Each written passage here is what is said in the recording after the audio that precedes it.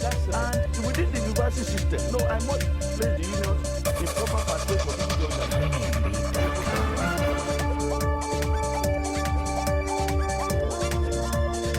Hello and welcome to the program. Now, whether the party admits it or not, Nigeria's ruling All Progressives Congress APC is a party in crisis, and the crisis appears deep-rooted than many had initially assumed. It's a party built on a promise of change. Its birth was midwifed by 5 or 4 political parties who came together to form a merger, a kind the nation has never witnessed before. And in 2015, the party pulled perhaps the biggest upset in Nigeria's political history by defeating a ruling party. It ended 16 years of unbroken rule by the People's Democratic Party, PDP. Now, not many gave it a chance at the time. The party, with its change mantra, won the presidential election and swept to power in 22 of Nigeria's 36 states. The party also has majority in the Senate, producing 60 out of the 109 senators of the upper legislature and 225 members out of the 360 in the House of Representatives. Now, less than 2 years in power, serious cracks are beginning to emerge. Cracks that, if not dealt with, could actually pull down the House. First is a complaint by some party leaders and the appointments made by the president. Now, most believe that the president simply ignored his party men and women in his appointment. In fact, even the wife of the president got so frustrated she had to go public over the matter. This was also followed by complaints by the governors of the party who met with the president and demanded to be carried along in the appointments made from their states. The matter is yet to settle down, or I should say was actually yet to settle down, when the Ondo primary election threw up another confrontation among party stalwarts. The primary election was alleged to have been rigged in favor of a particular candidate. The Ondo case reveals there are 2 clear factions jostling for power and control in the party: the Abuja faction and the Lagos Southwest faction. At some point, a national leader of the party, Bola Tinubu, called on the chairman of the party to resign. Well, the chairman, of course, refused to do that. The fallout of the crisis is that many notable party men decided not to attend the final campaign of the APC in Akure to drum up support for its governorship candidate. Also, the acting publicity secretary of the party, Timi Frank, is presently in court against the party's leadership on different issues, saying the national chairman of the party must go for the party to move forward.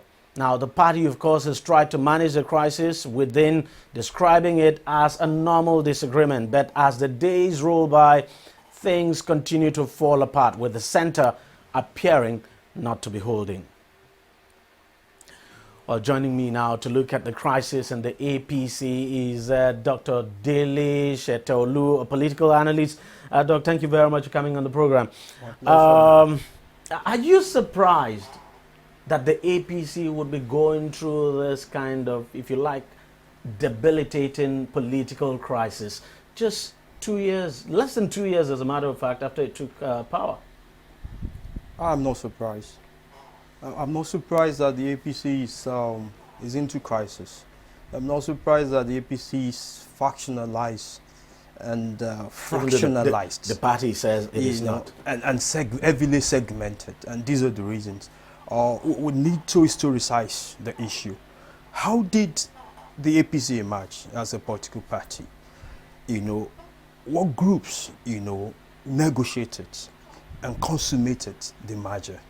What were their ideological leanings? How similar were their ideological leanings? The point is, the APC is an agglomeration of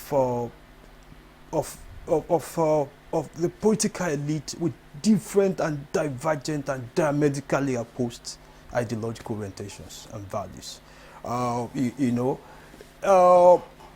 Theoretically, a political party, may not necessarily reflect a single ideological orientation.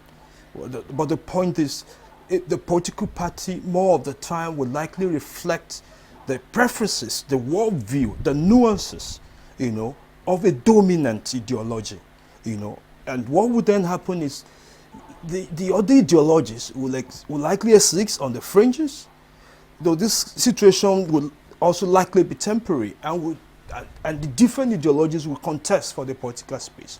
and will contest for the structures of the party in terms of control and domination, etc. But you know, let me reiterate that, you know, APC was predicated on the basis of a drive, you know, to checkmate the perceived misrule of the PDP.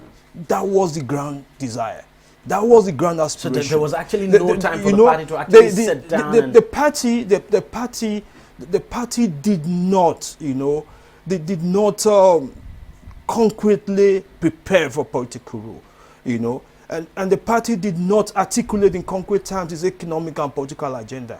If you ask me, I wasn't sure the party had the time to articulate a medium and long-term view, you know, of the governance architecture for Nigeria post 2015 elections.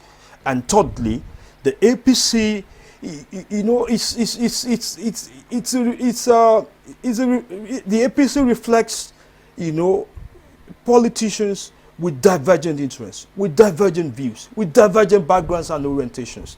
It will be difficult to reconcile all of this. Could we say part of the problem with the APC too is that whether we like it or not, the number of PDP members who later joined the APC suddenly just grew. You know, as we moved closer to the elections in 2015, we saw quite a number of PDP members now moving into the party in droves. And today, if you look at the APC as a party, people have said, you know, political analysts have basically said, well, you basically have three factions. You have the PDP faction within the APC, those who came from the PDP. You have the ACN faction, those who came from the ACN, and then you have the CPC group as well.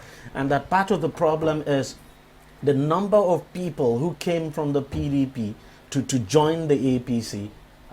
You know, that number suddenly grew, and we saw that play out in the election of the Senate president, where the party, for instance, could not, you know, push forward its own candidate for the presidency of the Senate. Well, let me make this first point. Politics in Nigeria, and for those in the major political parties, is predicated on the politics of opportunism. Okay, so if you ask me in concrete terms, it's difficult to draw a line of dichotomy between the PDP and the APC in terms of membership. But nonetheless, I appreciate the point that the incursion and the intrusion and the mass entry, as it were, of PDP members into the APC convoluted the party.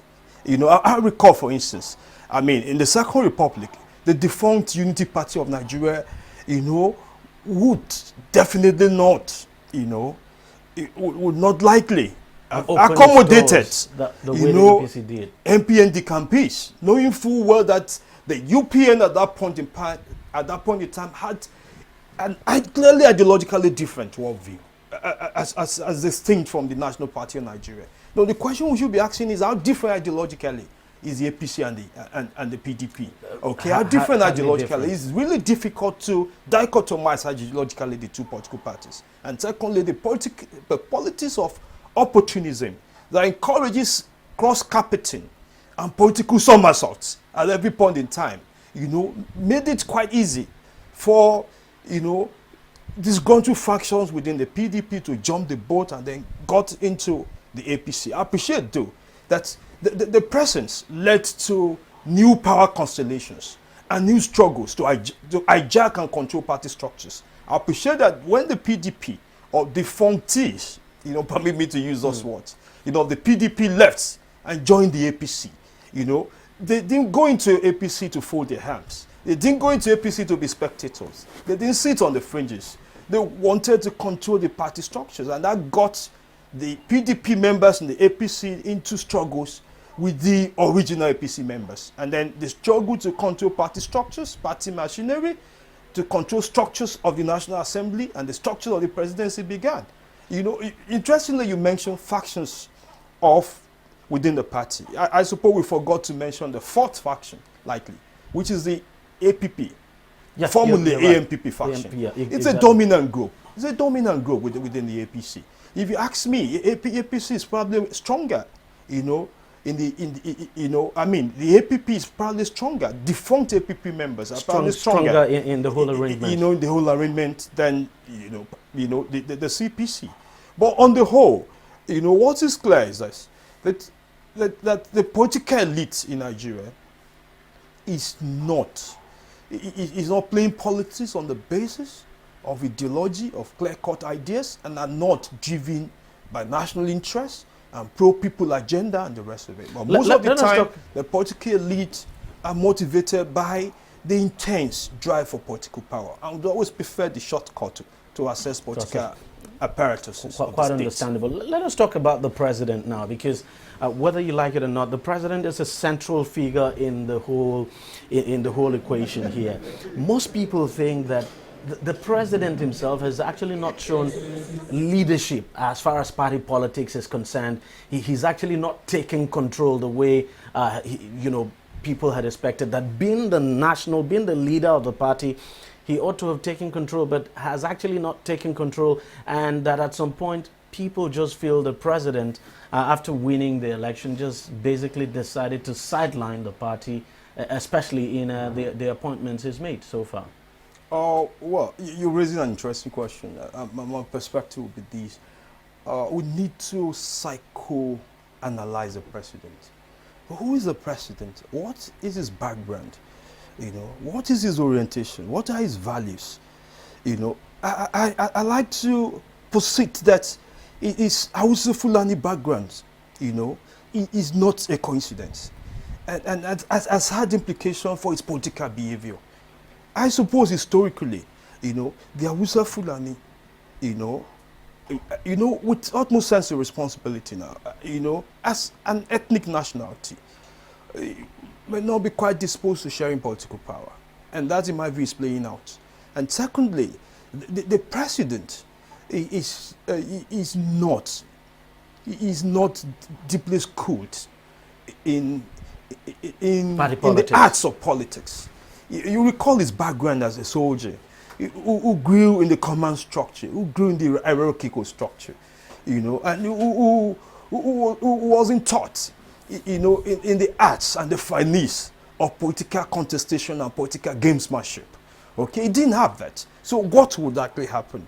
Would be a situation where politicians who were better schooled, who knew the tactics, who knew the games, who knew the rules, who could scheme, and knew the terrain, would likely hijack the structures and pretend to exercise controls on behalf of the presidency or on behalf of the president. If you ask me, the president, one, with due respect, in my view, lacks the charisma to offer leadership. Okay? One, he lacks the charisma. Two, he is not schooled in politics, so he's preferred to abandon leadership of the political party to his aides, particularly members of the CPC. And that explains that, why the members of the CPC appears to be the ox who are speaking on behalf of the dominant wing, within the APC. Okay? Again, we should interrogate the seemingly, popular notion that the president should be the leader of the party. We should interrogate that. Well, that's the way. It shouldn't be so. Anyway, I recall in the Second Republic, the late Obafemi Awolowo was the leader of the Unity Party. Okay? He wasn't the president. He wasn't the governor. He had governors in the Southwest state, the former Lobo states. But he was still leader of the party. Okay? The point I'm making is, I suppose, well, maybe it's a constitutional, we also maybe know it's that a convention that the president I think it's a convention, because somehow emerged as the leader of the party. But if you ask me, it's not helping the political process and the political parties in because Nigeria. ordinarily the it's creating a situation where the president, for instance, in Obasanjo's tenure between 1999 and 2007, became authoritarian. And was changing chairman. Became authoritarian, became autocratic, and breath on the neck of chairman of the party, induce all kinds of anti-democratic, tactics, to gain control of the structures of the party. They are officials of the party. There's a chairman of the party, and the party is run on the constitution. If you ask me, the chairman of the party, in terms of praxis and convention, should be the leader of the party. And that again would have an advantage. It will give the opportunity, for the party to check the excesses, the misdemeanor of the president. How does the party check the excesses of a president? There's an executive president in a presidential system with overbearing powers, and who is also the leader of the party. Because time is actually out of our hands, but let me just quickly ask you, do you think the APC will go into the 2019 elections now, general elections, as one, or do you think we might see a breakup before then? Oh, well, I'm a scholar. I'm not a politician. No, okay? I mean, from your own point of view. I'm reluctant to speculate about, the point, my reaction will be this. Politics is a shifting phenomenon. There will always be new alignments and realignments and new political contours and configurations and reconfigurations. The political space is too dynamic and too intricate to predict easily what will happen in 2019. But what I could certainly predict is that President Buhari would likely recontest. The APC will still exist. The dominant fracture of the APC would likely abandon the Southwest caucus or fraction to negotiate with a different part of the country to get support for President Buhari for 2019. But that is still conjectural, if you ask me. Yeah, still, I mean, especially our politics, very difficult to predict. You never can tell what will happen. And who knows, maybe at the end of the day, they might just decide to come together, reconcile, and be able to solve all the problem. But most people would say, if that would happen, the president has a huge role to play.